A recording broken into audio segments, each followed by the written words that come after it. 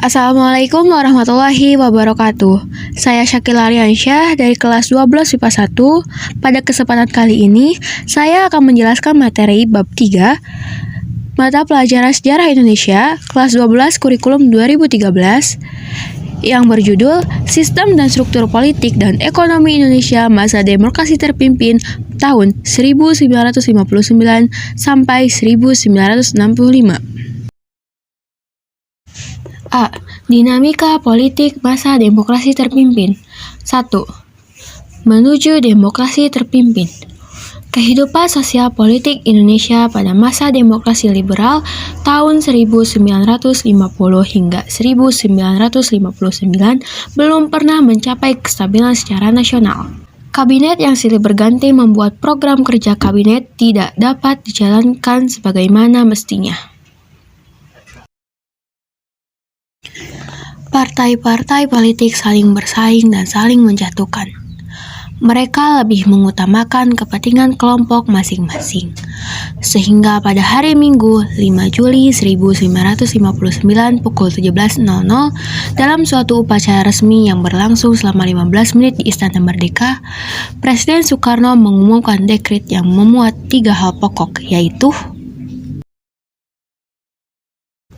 1.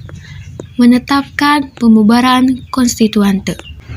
2. Menetapkan Undang-Undang Dasar 1945 berlaku bagi segenap bangsa Indonesia dan seluruh tumpah darah Indonesia, terhitung mulai tanggal penetapan dekret dan tidak berlakunya lagi Undang-Undang Dasar sementara atau yang disebut dengan UUDS.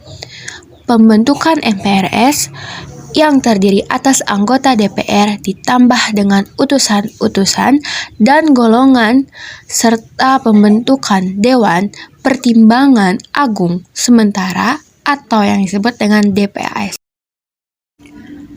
Dekret juga mendapat sambutan baik dari masyarakat yang hampir selama 10 tahun merasakan ketidakstabilan kehidupan sosial politik. Mereka berharap dengan dekret akan tercipta suatu stabilitas politik. Dukungan lain kemudian datang dari DPR dalam sidangnya pada tanggal 22 Juli 1959 dipimpin langsung oleh Ketua DPR secara aklamasi menetapkan bersedia bekerja terus di bawah naungan Undang-Undang Dasar 1945. 2. Peta kekuatan politik nasional. Antara tahun 1960 sampai 1965, kekuatan politik pada waktu itu terpusat di tangan Presiden Soekarno. Presiden Soekarno memegang seluruh kekuasaan negara dengan TNI AD dan PKI di sampingnya. TNI yang sejak Kabinet Juanda diberlakukan SOB, kemudian pemberontakan PRRI dan Permesta pada tahun 1958, mulai memainkan peranan penting dalam bidang politik. Dihidupkannya Undang-Undang Dasar 1945 merupakan usulan dari TNI dan didukung penuh dalam pelaksanaannya. Menguatnya pengaruh TNI AD membuat Presiden Soekarno berusaha menekan pengaruh TNI AD, terutama Nasution dengan 2 taktik, yaitu Soekarno berusaha mendapat dukungan partai-partai politik yang berpusat di Jawa terutama PKI dan merangkul angkatan-angkatan bersenjata lainnya terutama Angkatan Udara. Kekuatan politik baru lainnya adalah PKI. PKI sebagai partai yang bangkit kembali pada tahun 1952 dari puing-puing pemberontakan Madiun 1948, PKI kemudian muncul menjadi kekuatan baru pada pemilihan umum 1955. Dengan menerima penetapan Presiden nomor 7/1959, partai ini mendapat tempat dalam konstelasi politik baru. Kemudian dengan menyokong gagasan Nasakom dari Presiden Soekarno, PKI dapat memperkuat kedudukannya. Sejak saat itu, PKI berusaha menyaingi TNI dengan memanfaatkan dukungan yang diberikan oleh Soekarno untuk menekan pengaruh TNI AD.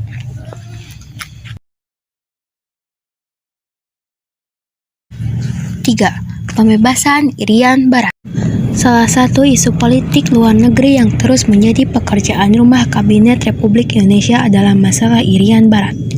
Wilayah ini telah menjadi bagian RI yang diproklamasikan sejak 17 Agustus 1945. Akan tetapi, dalam perundingan KMB tahun 1950, masalah penyerahan Irian Barat ditengguhkan 1 tahun dan berhasil dicapai dalam suatu kompromi pasal di Piagam Penyerahan Kedaulatan. Dalam rangka perjuangan pembebasan Irian Barat, Presiden Soekarno pada tanggal 19 Desember 1961 di depan rapat raksasa di Yogyakarta mengeluarkan suatu komando untuk berkonfrontasi secara militer dengan Belanda yang disebut dengan Trikomando Rakyat atau yang disebut dengan Trikora. Isi dari Trikora tersebut adalah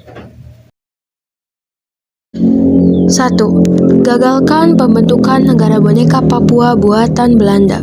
2. Kibarkan sang merah putih di Irian Barat.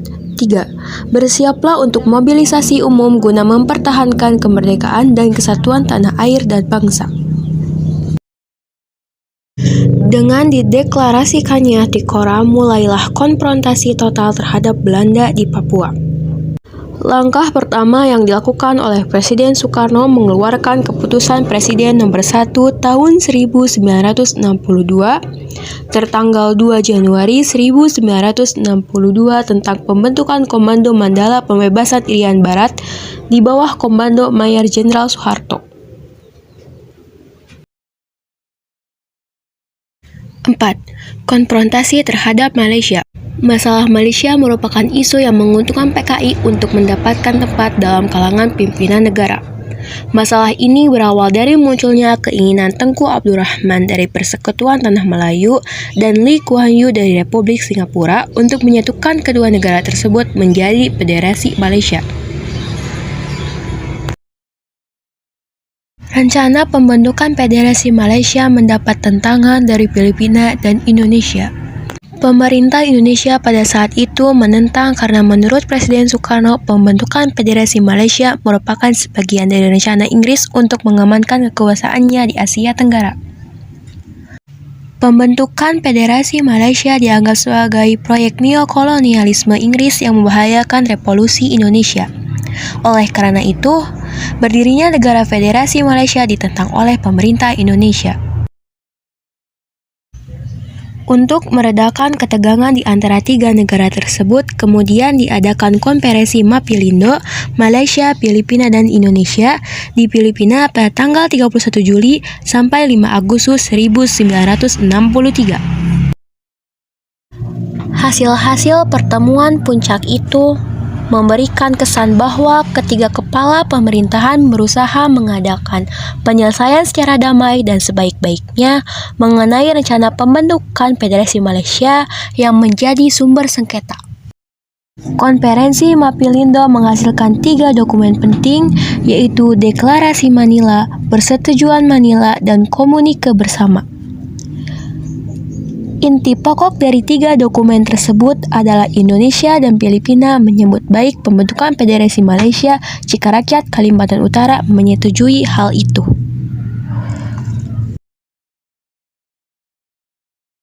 B. Perkembangan ekonomi masa demokrasi terpimpin. Sejak diberlakukannya kembali Undang-Undang Dasar 1945, dimulailah pelaksanaan ekonomi terpimpin sebagai awal berlakunya herdering ekonomi, di mana alat-alat produksi dan distribusi yang vital harus dimiliki dan dikuasai oleh negara atau minimal di bawah pengawasan negara. Dengan demikian, peranan pemerintah dalam kebijakan dan kehidupan ekonomi nasional makin menonjol. Pengaturan ekonomi berjalan dengan sistem komando. Sikap dan kemandirian ekonomi atau yang disebut dengan berdikari menjadi dasar bagi kebijakan ekonomi. Masalah pemilikan aset nasional oleh negara dan fungsi-fungsi politiknya ditempatkan sebagai masalah strategis nasional. Sekian materi bab 3 yang dapat saya sampaikan. Mohon maaf apabila terdapat banyak kekurangan dan kesalahan. Terima kasih. Wassalamualaikum warahmatullahi wabarakatuh.